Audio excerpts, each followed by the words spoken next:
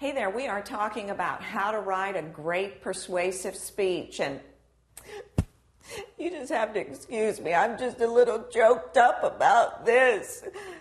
Okay, we're going to talk about emotion, right? Okay, now that is not what you want to do. Emotion is very important because that's what persuasion is all about. Basically pulling at people's heartstrings to get them to change a belief or get them to take an action, okay? Well, let's talk about emotion. If you want to include an emotional format, you need to put it actually in your pattern. Now, if you're going to make an emotional appeal, that's what we call it, is where I'm going to try to get to you through the heart, then I'm going to use the problem solution pattern, okay? We talked about that earlier. But I have to add a sequence or a segment or a paragraph or a section or however you want to call it on emotion.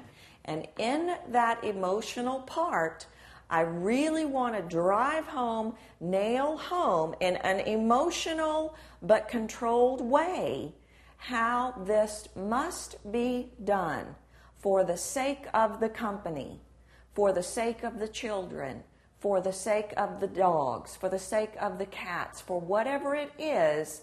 I need to find a place in there, usually at the end, right before your conclusion, where I'm going to go for the, well, what we say, go for the jugular, okay? Where I'm going to appeal to my audience's emotions, okay?